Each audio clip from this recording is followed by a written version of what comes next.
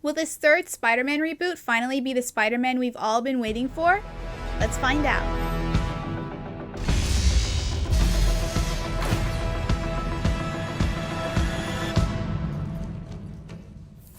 What's up, guys? Wait a minute. You guys aren't the real Avengers. I can tell Hulk gives it away.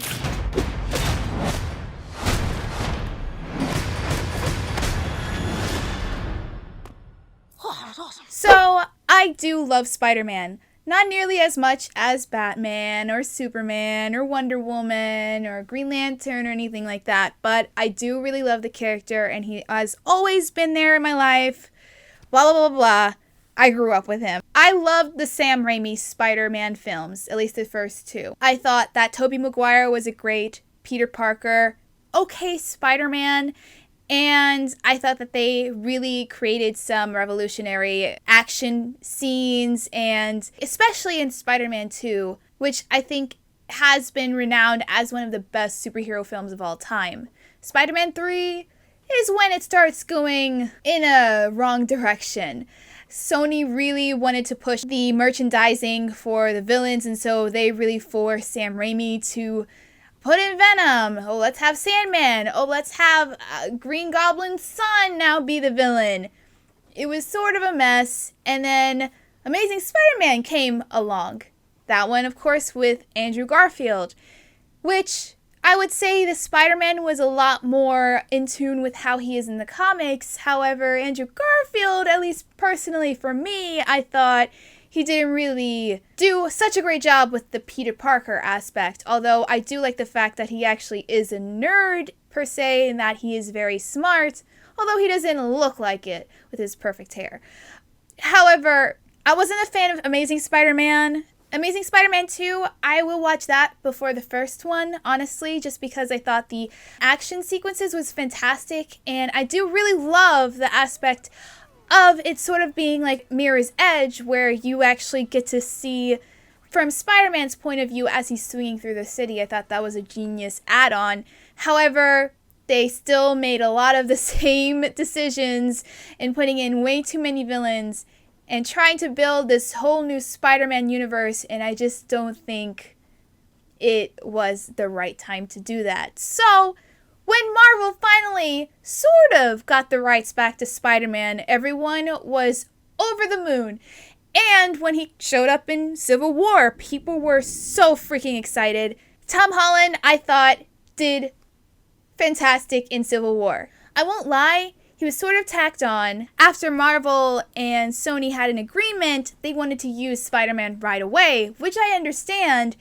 However, it really kind of felt last minute all of a sudden that Spider-Man just showed up. Although I think he did a fantastic job and he was likable, I did still feel like if you took Spider-Man out of Civil War, it really would be the same movie. But I can't find one person who said they did not like Spider-Man in that movie. So now we have his own movie and Tony Stark's in it.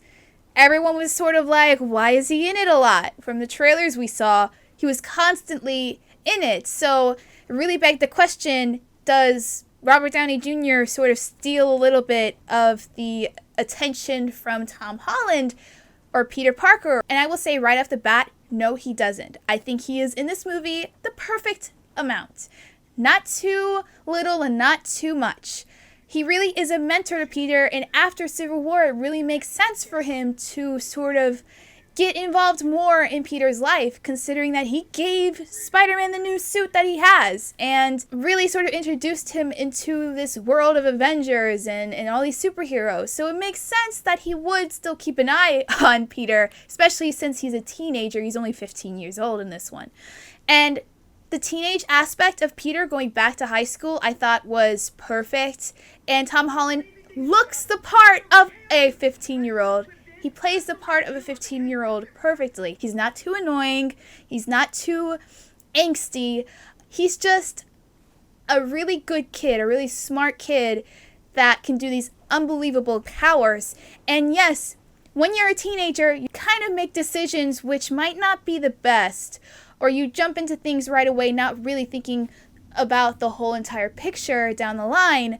But I really did like that aspect because he's still young. He just started really getting these powers. He doesn't really know 100% what he can do. And it's nice to see him learn, and it's nice to see us kind of go through this journey with him of him trying to learn his new abilities and how he can better take care of criminals and to defeat them without everyone else being in harm's way. For the rest of the characters, all of the characters you see in his high school, I really liked all of them, well, except for Flash. I'm like, that dude's a freaking jerk over here, but he's supposed to be, so it's fine.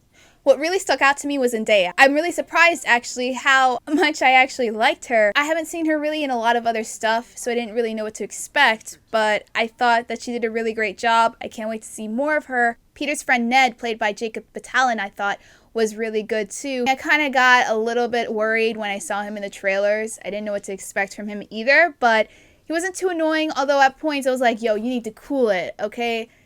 Yes, you know who Spider-Man is, but don't be freaking telling the whole school. I just felt like he was a ticking time bomb of telling his secret identity, and I thought that was extremely dangerous of him to find out, first off. The only person I have to say I had sort of not an issue with, but she just wasn't in it that much, was Liz, Peter's love interest, played by Harrier. I didn't really feel the connection, the chemistry between the two of them, just because they didn't have a lot of scenes together when they were actually talking to each other, so I just didn't really feel like it was all that believable, especially considering that Peter's a sophomore and Liz is a senior in high school. You really just don't want to date anyone that's younger than you. For the villain, the Vulture, Michael Keaton did a great job.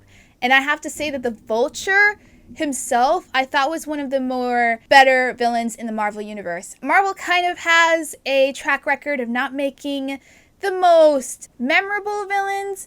This one I will probably remember for a couple of years. I have to say that his suit was really freaking cool. Considering his backstory, it really made sense. The sort of tech and gadgetry that he had, a really neat design. He looked very intimidating, and I felt like he was a very hard challenge for Peter to overcome. Now, I saw this movie in IMAX, and I will say that it is worth seeing in IMAX 3D, although I won't say that you need to rush out and definitely see this in IMAX, but if you can afford the extra couple of bucks, I definitely would go see it.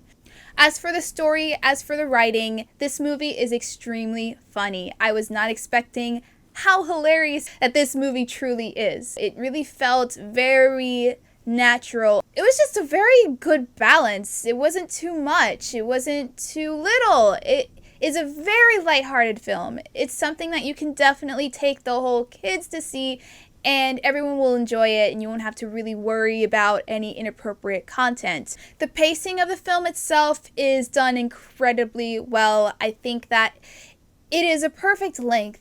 Every single character feels so fleshed out. The story feels fleshed out. Nothing feels rushed, but nothing feels dragged on either. When the movie ended, you just really didn't want it to. However, I do think it ends on a very high note. Got the whole theater just laughing. It was fantastic. I am so excited to see Spider-Man again. I cannot wait. It sets up for the next movie without really shoehorning in some forced universe. Definitely stay after the credits though. There are 2 stingers. The second one was probably my favorite Marvel stinger to date. Honestly, this movie is so well done. I really don't have many negative things. Really, the only thing I said negative was the love interest. Other than that, this is a freaking almost perfect movie.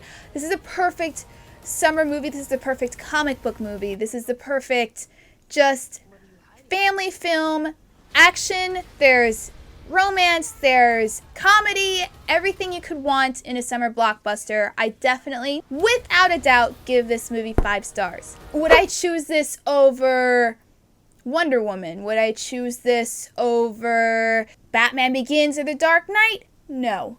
I like those more. I won't deny it. However, it is definitely in like the top 5 of I think the best, one of the best comic book movies of all time, I have to say. If you're feeling down and you want something to pick you up, go see Spider-Man Homecoming. I couldn't ask for a more perfect Spider-Man movie. So that's all I had to say. Thank you so much for watching. Kind of am a little rusty on my videos, so lighting wise, this does not look the best. I know. However, I'm very limited at the moment, so hopefully soon I can get some better lighting. Also, it is, as you probably can hear, raining outside, and so I could not use the natural lights. I kind of ran out of sky. So, gotta work with what I had. I was determined to at least get one review uploaded, so I hope that you guys are satisfied somewhat. For recommendations, I'm not taking any at the moment. Whatever I see, I'll review. I definitely want to next review some Netflix shows that I feel that a lot of people will enjoy or be interested in. I will continue to try to still review movies as I see them. For my Let's Plays, I have stopped playing Assassin's Creed. If you don't follow my Facebook or Twitter, I don't know if I mentioned it on Twitter. I might have, I'm not sure. But I definitely just was not feeling that game anymore. Maybe, possibly, I could go back to it. Maybe what I'll do is just like little squirts, little spurts, little squirts, little kind of spurts of episodes and just leave it alone. So that way, at least I'll be playing it new every time. So possibly I could get through it that way, if that would be okay with you guys. What I'm going to play in the replacement of that is Life is Strange. I actually, honestly, already shot some stuff, and I had an issue with the aspect ratio of the video, and I'm very ADD OCD about that aspect, and I just could not put up a video on my channel that had a weird aspect ratio. And I also tried doing a webcam and it just didn't work out. So you're just gonna have to hear my voice. But I'm going to re-record it. I don't feel comfortable putting that gameplay up, so I'm just gonna re-record it. I hope that's okay with you guys, but I thought I'd get out a review first since I know a lot of you like these reviews, so yes. Thank you so much for watching. Please subscribe if you haven't already. Please definitely, in the description, I linked my Facebook group page and also my Twitter account. I'm trying to use that more. Kind of lacking on social media presence, but hopefully I can build that up. A lot of people have been asking, do you have an Instagram? I will begin one soon. I don't know how much I'm going to use it considering I rarely ever take pictures, but I thought I'd get one to sort of show the progress of me filming or what my day is like, even though it's going to be boring. I'll find a need for it. I'll find something to use it for. With Snapchat, let's take one thing at a time. Let's try the Instagram first and just see how terrible that's an idea is going to be. But no. Anyway, thank you so much for watching.